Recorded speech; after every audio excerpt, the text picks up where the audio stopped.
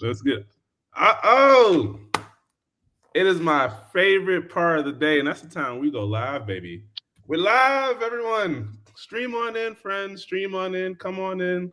The water is fine. We have an excellent show in store for you folks today. We got the Eclipse team. Um, just to kind of go over things, I'm gonna go over just a quick summary of what we got going on today. So our Eclipse friends, they're building a gaming focused layer one, obviously on Avalanche. It's designed to bridge Web2 games into Web3 very seamlessly. Me and Colin were talking kind of behind the scenes about like how they're kind of differentiating themselves in the market. And so we're going to explore like why Eclipse chose Avalanche, some of the challenges that like Web2 gamers kind of face in adopting blockchain, as well as developers as well. And then, of course, the solutions that Eclipse provides.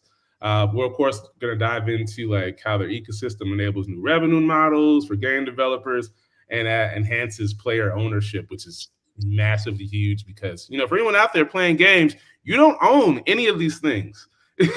Like you own nothing. And that's not good. We want to own things. Plus, we'll of course give Eclipse the space to share any exciting updates that they got on the horizon. Just to kind of go over our speakers that we got here.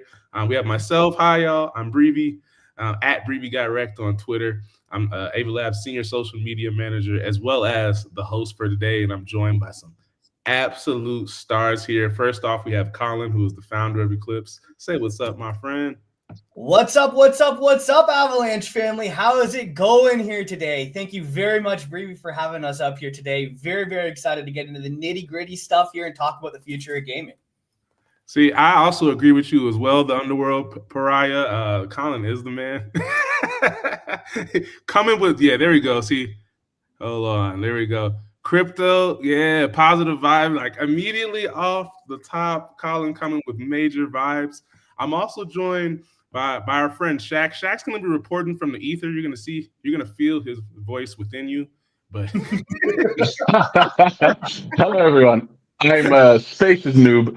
So I didn't know what software to set up, but I'm here. I will be speaking from the beyond. We're happy to hear. We're happy to have you here, my friend.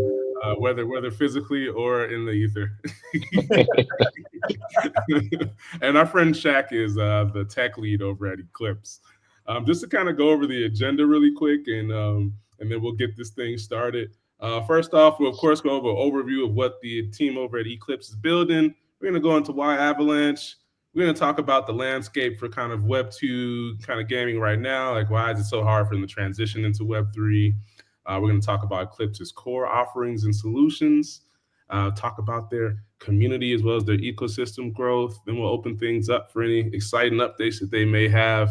And then we'll get you folks on out of here. And then for my audience out there, really quick, if you folks would like to participate, if you have questions or discussion topics, please feel free to comment them. I will do my best to go ahead and get your questions answered. If you would like to ask a question, all you got to do is click on the actual stream. Then a chat box should pop up to your right. You can go ahead and type in that chat box, and then we would be good to go. You YouTube friends, you're already looking at the chat box. You already know what to do. But yeah, let's get this thing started, my friends. I'm gonna start this off by a super easy lob for you, Colin. Can you give us a quick overview of what you're building over there? Absolutely. So thank you very much for having us on here today. I very much appreciate it. We're the team over here at Eclipse L1. Really, where our focus is we're a gaming focused L1. What we do is we create technology, removing primarily the friction points that users face when trying to interact with Web3 gaming. Right now, we have a bunch of disconjointed ecosystems. We have different chains, EVM chains, non-EVM chains. It makes it very difficult to onboard users. There's a prerequisite of knowledge that has to be done. And what we're focused on here is creating tooling that removes all of those traditional friction points from users. Dude, all right. So we have a lot of different ways that we can take this conversation. But first off, I have to say hats off to you and the team because you are building something that's extremely important. I get on the stream every single week and I say it is extremely important that we make things as easy as possible for people who are outside of Web3. We're all in this kind of Web3 kind of bubble, and we're all used to Web3. But that's such a small market in comparison to the actual the actual depth of the Web2 gaming market. And so, really appreciate teams like yours who have this focus on making things easier so that we can drive more adoption on chain. Can you talk a little bit about your motivation specifically? Give me your crypto story. Like, how do we get to this point? Absolutely. My crypto story is a very kind of unique story where it all kind of happened accidentally and organically over time. I got really, I mean, I've been involved in crypto since, 2012, 2013, back when we were mining Bitcoin with USB key miners. I took over my whole school's computer lab with these USB key miners, and I was mining Bitcoin way before the Mt. Gox stuff and all of that. After Mt. Gox got hacked, I was a paper hands. I thought it was all over. I left the industry for a significant amount of years up until about 2017, 2018, when we started to have the ICO craze. As soon as we started seeing smart contract platforms become live, I was like, wow, there is a real use case now of this technology being demonstrated. This is where I want to get more involved with. That got me up until, the 2020 era here, 2021. I was going around from Rebase DAO to Rebase DAO, node project to node project, getting rugged over and over and over again. And what happened was I found a project that I really aligned with. I very much liked it. I became very active in chat, became essentially a chat moderator on our Discord, worked my way up to becoming the community manager. Over time, as we went through a bear market, as we went through a major transition of the project itself, we got into almost an entirely new team. We pivoted directly into the gaming niche. And we spent the last year and a half here building out a very unique ecosystem when it comes down to gaming application and tooling. Our focus here is very simply to make Web3 gaming feel like Web2 and to make Web2 games easily be able to tokenize pre-established in-game assets. So let's talk a little bit about that. Like, how do we bridge that gap between like Web2 and Web? I know we're going a little bit out of order, but I feel like this is actually a super important topic. If we can you tell me a little bit about the landscape currently as far as Web2 gaming adoption is concerned, and then how Eclipse is kind of changing things? Absolutely. So in my mind, right, there's two major hurdles when it comes down to Web3 adoption, right? One of them comes down to the technical complexity of things. Game devs should be able to focus on building great games. There are many chains, many wallets, many bridges out of there in Web3. Our goal and what Eclipse does is to provide one API that gathers all games across all EVM chains as well as non-EVM chains into a central spot here for users, giving users one user account to interact and be able to manage, buy, sell, trade all in-game assets with whatever basis of liquidity that user has. So all of a sudden now a user who has a shitcoin on BNB who wants an in-game asset on Beam no longer has to go through the traditional friction points of swapping, bridging, routing, and then buying those in-game assets. They can now directly tap into whatever pre-established liquidity source they have in order to buy whatever in-game asset that they want on whatever chain that they want. This simplifies the very siloed ecosystem that we've had in Web3, where we've had, essentially different chains, different games, basically different communities, all separated by oceans. And what we're doing is building tooling that links all of these different games together. So we've created one gaming base, one captured audience, and one, discoverability platform here for all of Web3 gaming, rather than just this niches or this chain or this chain's in-game, in-game audiences.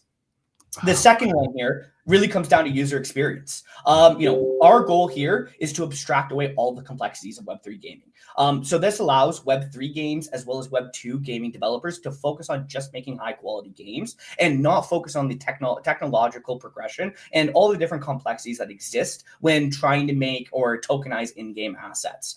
That's the two fundamental problems. It comes down to technical complexity from a development standpoint, as well as just a user experience standpoint. And both of these are core value propositions that we're looking to solve with products like Eclipse Deck and a few of our other infrastructural products within the Eclipse ecosystem.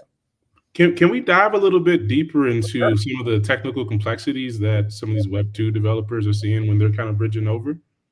Yeah, I mean, what we have here, right, is we have a cultural ethos of play to earn gaming, which inherently alienates the actual Web2 gamers. And this also exists for Web2 developers. There's a lot of Web2 developers that have a very negative stigma of Web3 gaming as a whole. And that's because we've tried essentially to turn gaming into a glorified DeFi vehicle where, we're going after the same 10,000 Web3 degen nerds over and over and over again, right?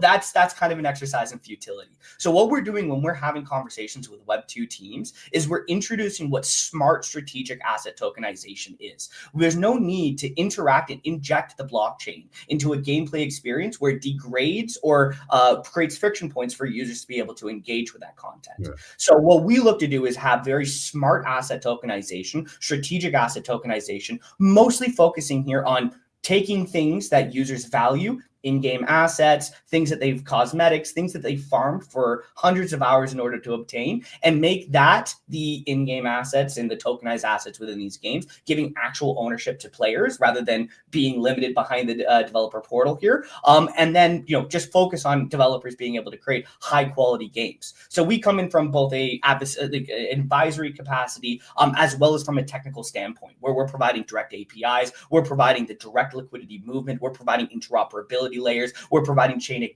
abstraction and account abstraction layers towards these individual projects and these individual Web2 teams. So it's much easier for these Web2 teams to be able to venture into Web3 gaming with smart asset tokenization in a way that does not alienate their pre-existing base and in a way that onboards Web3 users into seeing what the real genuine use case of Web3 gaming is. Yes. And I love that you said the real genuine use case of Web3 gaming, because it's, as you said, Web3 gaming prior to, let's say, basically really now, like let's say like the last year or so, was literally just a DeFi skin. It is the equivalent of putting your investment into a vault. Yeah. Whereas like nowadays, and I would actually I'm curious too to see, because you're super heads down into this specific industry. Are you starting to see people's mindsets start to change when considering Web3 gaming? Or are you still kind of see Web2 gamers still a little bit? There's still pushback. In fact, I actually just came back from ETH Denver just a couple of weeks ago, right? And I was having a great conversation with more traditional gamers.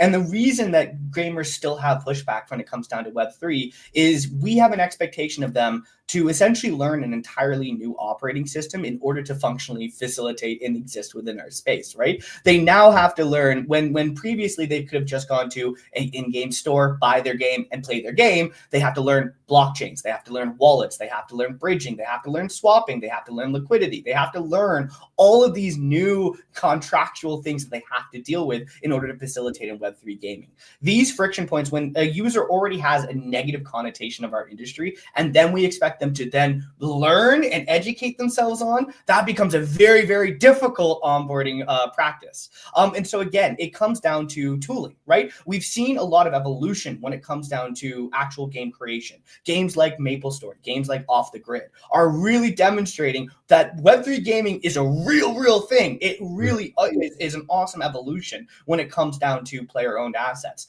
Having said that, they're onboarding users in a much more traditional Web2 way. What we're looking to do is essentially provide that from a chain foundational perspective. We don't want to be producing games ourselves. We don't want to be injecting bias into our industry. What we want to be doing as a foundation is to be directing and creating tooling that onboards these users in a frictionless way.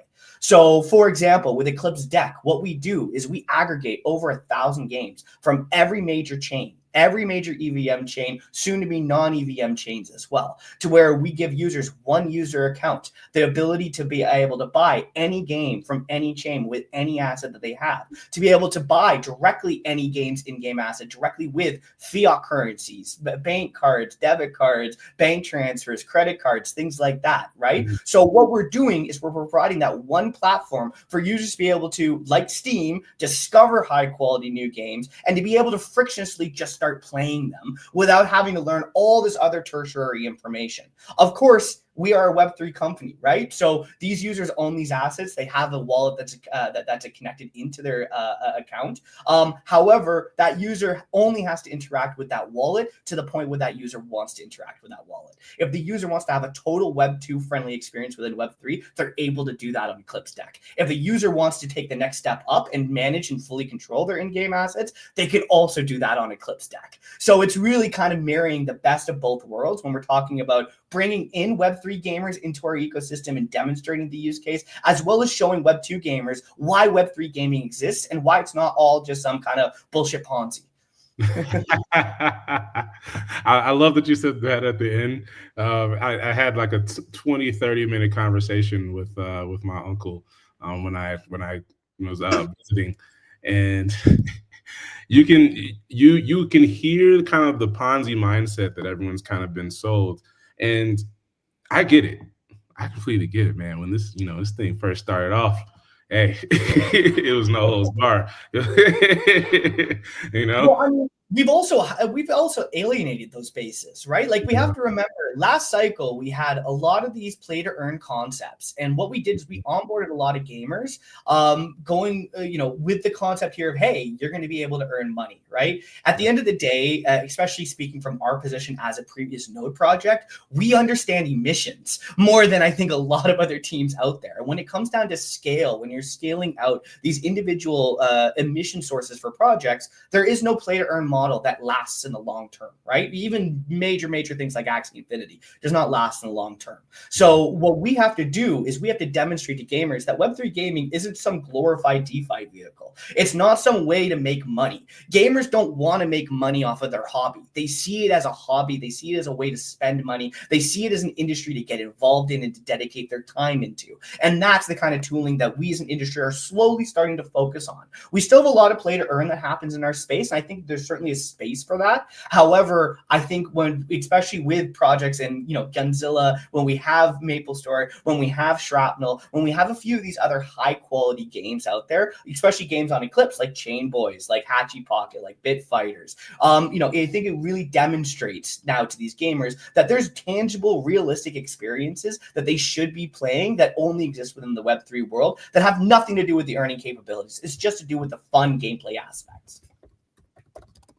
Dude, this is absolutely like super duper important, man. And I'm so happy that we're having this specific conversation. Can we, something I also kind of want to also put out there is, can we talk a little bit about the importance of an Eclipse Dex or a Steam? Like, why is this so important to like the gaming industry in general? Absolutely. I love this question. So just like how we have disconjointed chain ecosystems, right? We have all these different chains out there that have all their individual communities, and it's essentially individual communities, siloed games separated by oceans. What we're fundamentally missing in this space is a bridge that essentially links all of these disconjointed communities and games together into one spot. The reason why PC gaming became so ubiquitous within the gaming space wasn't just because PC is a master race and it's the best technology to game on. It's because we had products like Steam that took individual games from individual publishers, from individual studios, and linked them all together into one seamless platform. So you as a PC gamer has the access to the swaths of Web2 gaming just through Steam. That's exactly what we're looking to do for Web3 gaming with Eclipse. The great news is, though, on that is we have a far easier time doing that thanks to the Web3 infrastructure, because we're essentially aggregating already existing Web3 contracts. We're aggregating already existing bridging liquidity and LPs. We essentially are able to offer that Steam level experience to users in a permissionless, frictionless way. So users sign up. They have one account abstracted sign up. They're signing up with a traditional username and email. Now they have, once they're onto the platform, they have access to view and check out every game that exists within Web3 gaming. Ideally, what this does is this allows the cream to graze to the top. This allows users to start choosing the winners and losers within our space, rather than having it being top down chosen by individual foundations that may have different motives behind making a game be a success, right? More of a financial motive than an actual fun motive.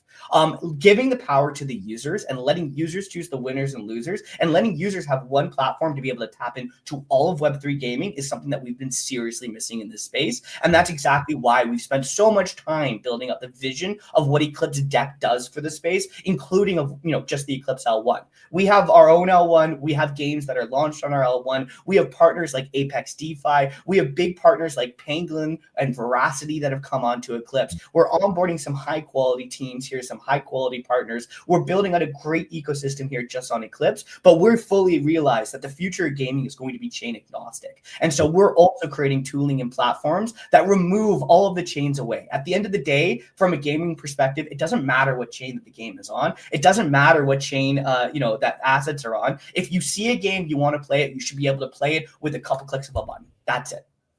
Dude, 100% agree. We have a really good question from our friend Cole here. Are there any good projects on Avex right now?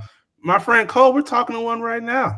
I may be a little biased, but I would say I think we are probably one of the better ones out there. I think there's a lot though. There's a lot here on Avalanche right now. Not just partners within Eclipse, and obviously I want to spend a little bit of time here spotlighting some of those partners. I think it's important for us to show love to the people that have supported us and coming to Eclipse in a big way. So games like Chain Boys, I think is a very awesome game. I think Hatchy Pocket is a great ecosystem of decentralized IP. I think Bit Fighters and Stellar Gate and Gold Fever and a few of the other games that are coming are all worth checking out. We're even onboarding some gaming teams here from other EVM ZK rollups. In fact, we've just brought Rapture Labs over, who are going to be bringing a game called Chain Wars, which is essentially a multiplayer Call of Duty type game, FPS, coming into the market here. They're coming to Eclipse, so we're onboarding them through Eclipse. But outside of the Eclipse ecosystem, take a look at Off the Grid. Take a look at MapleStory. Take a look at Stablejack. Take a look at Suzuku. Take a look at Third Web. Take a look at OpenOcean. Like, there's so many high quality participants within the space right now. It really feels like a renaissance here on the Avalanche way in the Avalanche ecosystem. Dude, I 100% agree. And I know earlier you spoke about the fact that Eclipse is an L1. We got to highlight that. And can we talk a little bit about that decision to build out an L1? Why did you decide to go that route? How do you feel like it kind of benefits you? Realistically, there's a lot of subchain, sidechain, and L1 type ecosystems out there, right? There's no one close to Avalanche, right? Especially post Etna upgrade. For example, the reason we chose Avalanche was for the pre-established security technology that Avalanche comes with. The ability to be able to set up a completely sovereign network, separate our validational structure and mempool from Z-Chain, being able to give us full control over our network while already leveraging the pre-established security, being able to have the pre-established technology that exists within Z-Chain is why we chose to stay on Avalanche. Of course, we're biased. I'm an Avalanche OG. I've been heavily building. I've been in this space now for so many years, since 2021 professionally in Avalanche, right? So I'm an Avalanche maxi, but I would be lying to say from a foundational perspective, we did not explore other chains and other side chains and other app chains out there and roll up opportunities and options like that. When it comes down to it, nothing is close to Avalanche to give us a completely dedicated sovereign L1 while leveraging pre-existing technology, pre-existing security, pre-existing horizontal scaling, pre-existing throughput. It made Avalanche L1s here are no-brainer. Dude, oh my God. Thank you so much for saying that, dude. I 100% agree. I think it's extremely important that we have this network of sovereign but also customizable L1s specifically, because if we look at all these different industries from gaming to, let's say, RWAs, et cetera, they each have completely different specifications, requirements, or even regulations that they need to abide by. And so you have to have some sort of customized network. But then it's like you said, it's the ability to customize, but then also have the ability to, let's say, have this already preordained packet of different things that I can just tap into. Exactly. Yes, dude, I 100% agree. Can you talk a little bit about, so I know you mentioned a bunch of different games that are going to be either releasing on Eclipse Deck that already have. Can you talk about the timeline of Eclipse Deck? Is this already out and released out to the public? No, so So we're right now, we've been working on our test net for the last year and a half. And unlike a lot of other L1s out there, we see our mainnet release as being the pinnacle of the release of our network, right? So we're not just looking to release a L1 mainnet and just have a native token. What we want to do is we want to be releasing our full suite of products. We want to be releasing our mainnet, have our TGE, then be able to offer products like Game Loop, be able to offer our interoperability layer, partners interacting with that interoperability layer, and then releasing products like Eclipse DAC. So that's made us happy, very strategic in the way that we're releasing our mainnet offerings here. It's not just a mainnet release, it's a release of several congruent products and platforms all simultaneously.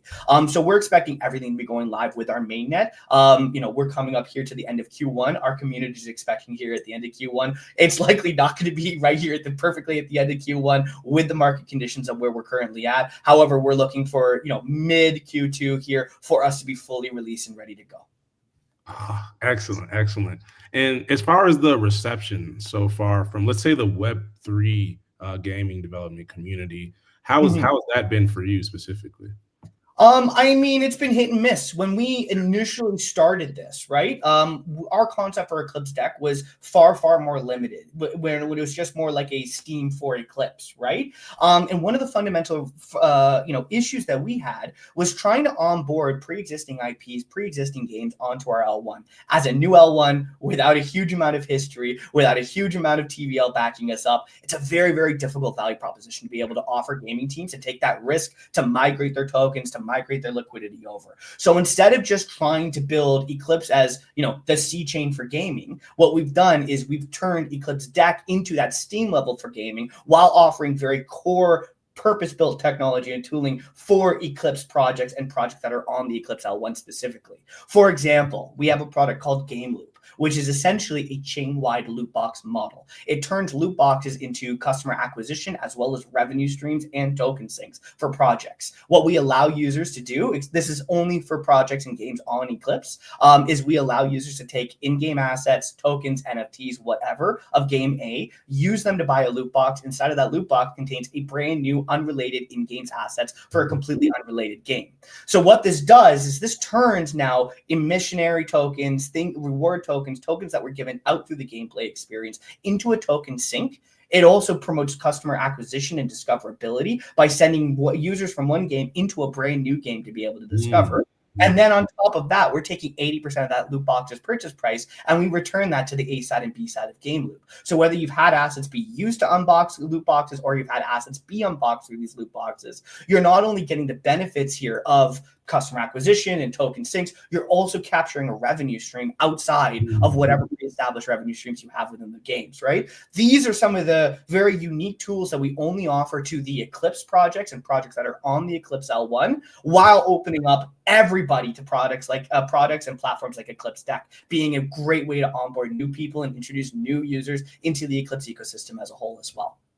See, that's actually pretty beautiful, because I know earlier we talked about how extremely important it is for us to kind of engage the community, but then two, have them have this ability to discover new projects. I think I love that fresh out the box, projects that are developing on the Eclipse L1 can have a revenue model, because I feel like a lot of times people don't even think about the revenue model portion of things. So it's amazing that fresh out the box, they can just already have that. And then we also, I got a really good question here from the Underworld Pariah. They said, this sounds like a Steam Deck for Web2 players to play all Web3 games. Incredible. What are the security protocols for your Eclipse website wallet? Oh, beautiful. I love this question, right? So we're not a team here that looks to reinvent the wheel when there's fantastic options already out there on the market. So we leverage pre-existing tooling to be able to facilitate this. We have a great partnership with the guys over there at Third Web. They have done fantastic jobs being able to completely abstract away wallet and generally the blockchain away from users under completely self-custodial, sovereign control of that, right? So that's exactly what we're leveraging. So instead of, it's the exact same security that a user would have interacting with any Web3 property or any Web3 chain. The only difference is we've obfuscated all of the on-chain information away from the user. So when a user signs up for Eclipse Deck, they sign up with their traditional username login, they have their email login, social login, however that user wants to log in. They have their own self-custodial wallet that's attached to that profile. They just don't see it. Right? So they're interacting with Web3 in the same way that they would interact with Web2. And of course, if that user then, wants to go through the educational route here of learning Web3, learning wallets, they can of course export that wallet and own all of those assets exactly how they would in a traditional Web3 sense. It's totally up to the user at the end of the day. What we see our responsibility here being taking pre-existing, not messing around with security, and just creating a chain abstraction layers here to where users just interact with games, interact with Web3 as if it was Web2. And then, should they want to go further, they have the ability to go further. See, I love that we're talking about interacting with Web3 as if it was Web2. I've been saying for weeks, months, years that if we're going to call Web3 the evolution of Web2, then we have to actually make it the evolution. We can't make it more complicated to use things. We have to make it less complicated, or at the very least, the same. So I'm super, super excited for projects like yours that are just like kind of abstracting away this complication layer that's been kind of started to bake into Web3. And then also kind of broadening it to the overall ecosystem too, right? Because Eclipse Decks is aggregating games from every chain that is connected. Exactly, right? Like, we're Avalanche focused. We're an Avalanche L1. At the end of the day, gaming isn't just Avalanche. It is not just Ronin. It's not just Hyperplay. It's not just Portal. It's not just any or Beam or Blast. It's not any of these individual chains. It is gaming as a whole. So what we need to do is we need to link all of these games, all of these communities together into one simple platform for people to utilize, right? This is just, again, it comes down to what we call friction points. And you can't expect to onboard the millions of gamers that we're looking to onboard through tooling that has additional friction points for those users to have to go through, right? It just creates, it's like, if we have a audience here that already has a negative pre-established idea on what Web3 gaming is, they have a negative connotation towards it, and then we have friction points to onboard them. It's kind of a tall order to expect that we're going to onboard those users into our ecosystem, right? Sure. So again, focusing on high quality games, letting the cream naturally rise to the top through things like user reviews, through things like users choosing the winners and losers, and then abstracting away all the technical side of the blockchain is where we see the vast majority of users being onboarded. In an ideal world, just like off the grid, we want we just want gamers, not even Web3 or Web2. We want gamers to be interacting with Web3 gaming without even knowing that they're dealing with the blockchain. Yes. There it is, my friend. That's exactly what I want as well. I want people to just interact with it and then have no idea that in the background that there's some blockchain aspect happening. Exactly. In the same way that we interact with the website, we're not thinking about HTTP. We're not thinking about IP addresses. I mean, look, even HTTPS and IP addresses, right? That's all Web2 complexities that are abstracted away from Web2 users, right? When you're on Steam, you're never dealing with the DNS routing. You're never dealing with the personal private server connection in for a multiplayer game, right? It's all just happening behind the scenes, behind a loading screen, right? We need to be looking at Web3 in the exact same way. We again see Web3 as an evolution of already established Web2 gaming value propositions, right? And that has nothing to do with earning. It has everything to do with player-owned assets, interoperability of assets, and then the advent here, thanks to the ownership of assets, the introduction of user-generated cosmetics and content like that, right? That is the future of our industry. I think that's the biggest use case of Web3 gaming. I think that is where we demonstrate the evolutionary value proposition that Web3 has over Web2. And again, let the users be the ones that drive the adoption rate before we start looking to go after Activision Blizzard to come into Web3. Fundamentally, this evolution is something that these traditional studios, especially large studios, aren't going to particularly love, right? They're going to lose control over some of these in-game assets. So at the end of the day, we need to be onboarding these users and let users decide and force the hands of these publishers in order to come into Web3 because that's what the users are demanding, right? That is really where the end goal of our industry and our space is. Yeah. And I'm actually kind of curious on why they want so much control, because, when I think about all the benefits, I'm like, it benefits them to actually kind of release a little bit of their control on the in-game assets. Because, secondary market, right? That turns a single asset purchase that was a single revenue stream for that game into a perpetual revenue basis for that game, with that asset being moved between hands and hands and hands and hands and hands. Absolutely, right? But it comes down to just sovereignty and control over these in-game assets, right? It's going to be very difficult to convince a Rockstar that the game that they spent 15 years developing should be given ownership of these in-game assets to these users, right? So at the end of the day, I don't think it's going to be a development-led or studio-led initiative. I think it's going to be led by the users. And again, where we see ourselves being that main adoption point where users discover our industry, discover the reasons why our industry exists, discover why we're just better than Web2 in almost every single way, and then allow that to be their motivation to have these developers go in the same route. Also, so we got a pretty good question here from the Underworld Pariah. Shout out Underworld Pariah. Good discussion coming from you, my friend. I believe we kind of talked. I believe we hinted on this earlier, but I just want to bring it back up just in case for some folks that may have just came back in. Underworld Pariah asks, can you buy Eclipse token for gas on the site and buy any crypto from any chain as long as there's liquidity? Absolutely. So yes, the Eclipse token, well, it's actually a coin. It's the native asset for the chain, is the gas utility and governance asset for the Eclipse L1.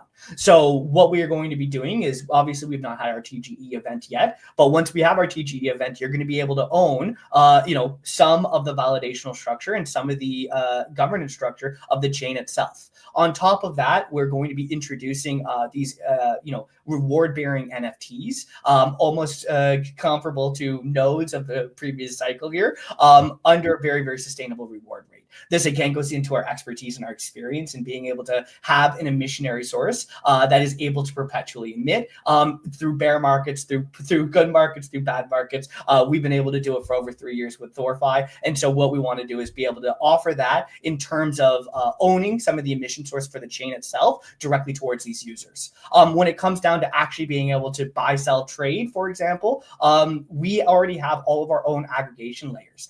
This is completely existed through our partnership with ChainArc, which is a very, very high quality aggregational platform. What we do is we aggregate all major routes from all major bridges and all major chains on all major LPs. So as long as there's a token that has liquidity, what we do is we organize the routing, swapping, trading, bridging of all of that liquidity over to whatever asset that you're looking for. So all of a sudden now, you as a Web3 user, if you are on Eclipse deck and you see a game that you want to be playing, or you see an asset that you want, but you only have a shitcoin on BNB, instead of having to go through all those friction points of moving that liquidity over to the chain that game exists on, we do it all for you in a single user transaction. So you as the user can spend that shitcoin on BNB directly for that in-game asset on Blast in a single transaction for you as a user.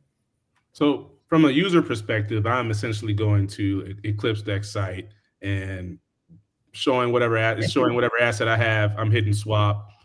A couple moments later, boom, boom. Yeah. So, let's just you have any kind of token, you have a meme coin, you have any kind of token that has any kind of liquidity. As long as you see something that you want, you'll be able to spend that token directly for that in-game asset, currency, game itself, whatever. Dude, that's so awesome. All right. So I want us to talk a little bit about, so obviously this is great for many, many different markets, right? From the developers to the users, to the there's one more market that I'm missing right now, but yes, for many different markets. Can you talk a little bit about how you plan on driving adoption from the user market perspective? Mm-hmm. So, I mean, there's two different markets here, right? So we have, pre-established communities and games that already have a pre-established user base, right? That, when we look to potentially subsidize in-game transactions on Eclipse Deck, right? Have a justifiable reason to direct their users and their traffic over towards Eclipse Deck as simply the cheapest place to buy in X in-games asset, right? That's from a Web3 perspective. From a Web2 perspective, it's a little bit more tricky. So we've been working with organizations like Partner and Keymailer that work with streamers and influencers, especially on the smaller micro scale here, with pre-release game keys, right, of games that aren't released yet, be able to advertise these games towards a more dedicated Web2 audience. We're looking to be working directly with Web2 developers. We're looking to be working directly with Web2 gaming guilds, Web2 gaming organizations and communities to onboard these users into Eclipse as a whole, but Web3 gaming as a whole. Again, a lot of the fundamental ways that we've onboarded users into our space has been limited because of the technology and the platforms that existed in Web3, right? Now that we have these solutions in place, we have that one-stop shop for all of Web3 gaming. No matter if you have nothing in Web3 or you have a bunch in Web3, you can now interact with Web3 gaming in a frictionless way. It's much, much easier to onboard these users into a platform like that rather than an individual game where we go, okay, well, learn to add, make a MetaMask, then add this network to your MetaMask, and you better make sure you have some gas tokens, and you better make sure like all of that there were friction points. We don't have to deal with that anymore. We have a single platform. If a user doesn't have any experience or interaction with Web3 before, they're able to buy Web3 assets directly with credit cards through our partnerships at Meld. They can buy it directly with fiat currency. So it's truly that one-stop shop, easy platform to onboard users into. And we're looking to go through traditional, already established marketing routes in the way that we onboard these users through. See, I love that you're focused on like these traditional routes too, like going for the gaming guilds, going for Web2 builders specifically, because this is how you onboard that market. Exactly. You don't advertise within Web3 and then hope that it kind of like just spills over a little bit into Web2. Maybe a Web3 person tells their Web2 gamer friend, and like, no, it's like you're going directly to onboard a fraction of a percent of the base, utilizing methods like that. But at the end of the day, right, we have to recognize that Web2 gamers have a pretty negative connotation of Web3, right? So if their Web3 friends like, hey, I earned all this money in this game, come play it, right? They immediately have scam go off in their head, right? So, again, I think the ways that we do it is through the tooling. And I think that's the secret sauce that we've been missing as an industry as a whole. We've had some high quality experiences that really have brought people in. Things like off the grid, right? Going through consoles is such a fantastic distribution model because you're onboarding Web2 users into Web3 without ever seeing a wallet, without ever even thinking about in-game assets, right? That is the way that we're looking to follow very similarly in that foot. We know that we have high quality platforms. We know that these platforms remove all of the friction points that users have previously experienced. So screw it. Let's bring them onto this platform and then let them organically discover the Web3 gaming niche through every game that's possibly out there on one platform. Actually, can we talk about like that aggregation factor? What does that look like from like, let's say if I'm a game and I'd like to be published on Eclipse L1. What does that process look like? I mean, it depends here. Whether or not you're a game, like let's just pretend you're a game. If you're looking to come to Eclipse L1, right, launch and deploy on Eclipse, then you get access to our co-marketing. You get access to our large established user base. You also get access to products like Game Loop.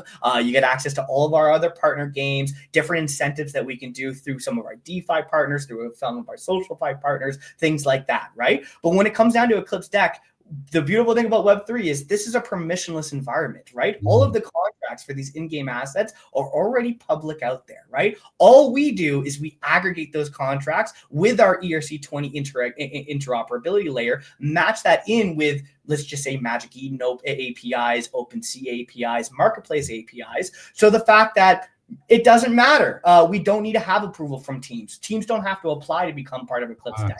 They're automatically added in. They're automatically there distributed out to these users without any additional action by the team. It's frictionless. It's development. It's no development resources. And it's just a massive amount of value that we're bringing to the table for these teams.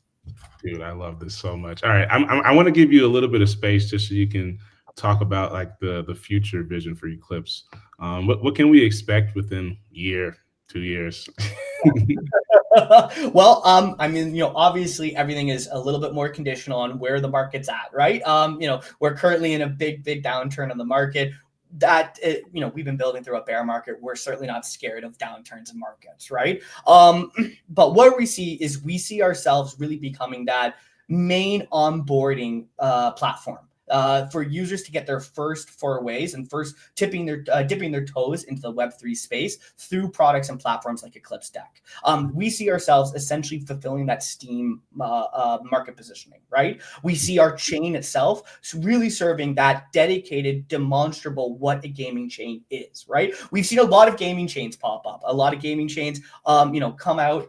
They're essentially kind of the same empty L1, L2 ecosystems that we saw in the ICO days, right? There's some development resources, there's some grant opportunities, there's some liquidity opportunities, but that's essentially the extent of the gamingness of that chain, right? What we're trying to do is we're trying to demonstrate what sovereign use cases of niche application tooling does. And so that's why Eclipse is the only chain out there that has a product like Game Loop, that has a product like Eclipse Deck that allows users to onboard liquidity from any chain out there from whatever token that user has, right?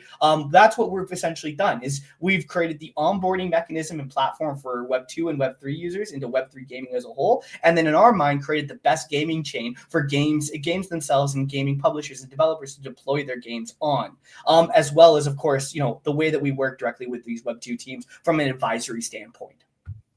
Oh my goodness, this is absolutely amazing, man. I really appreciate you so much, Colin. We're coming up close to time. I saw Underworld Pride. You had one more question, my friend, but I think Colin, I think you pretty much dove into everything on that question. Underworld Pride, if you have a follow up, feel free to ask it. But I'm gonna wind things down.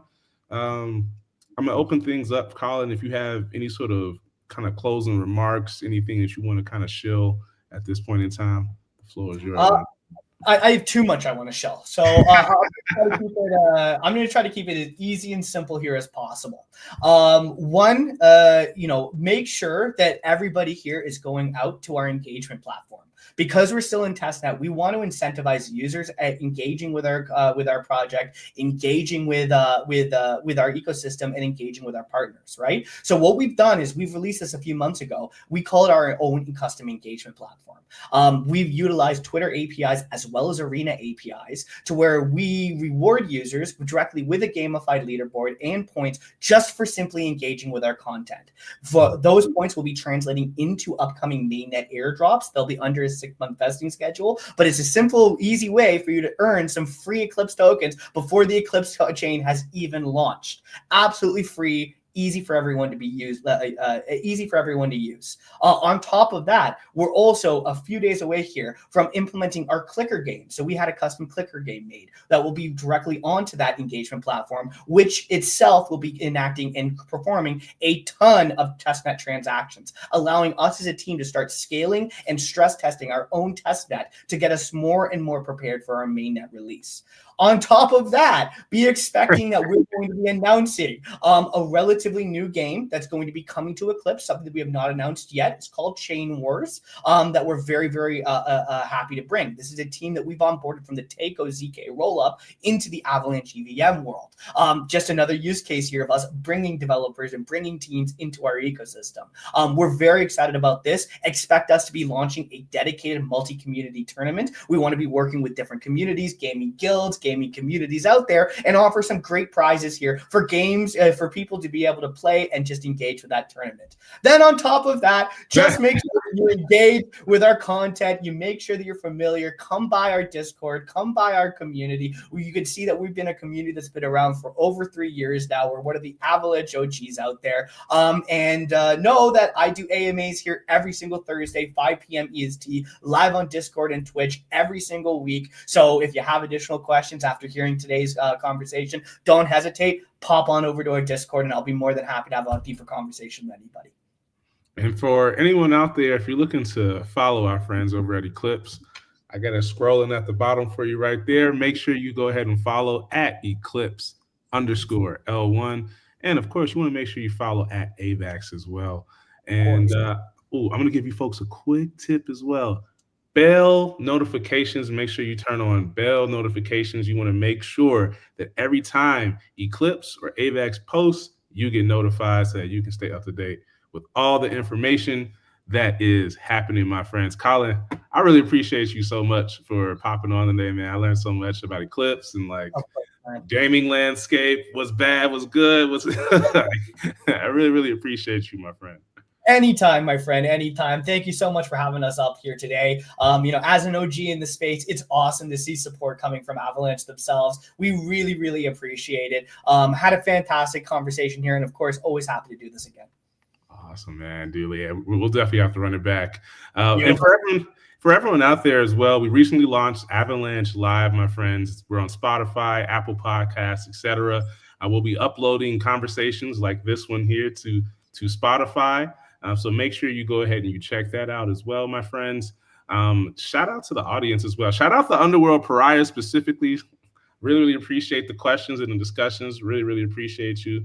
But yeah, I'm gonna go ahead and end this thing, my friends. I'm gonna end this thing in my usual way, and that is by saying you don't have to go home, but you gotta get up on out of here, y'all. Peace. Waiting for it to end.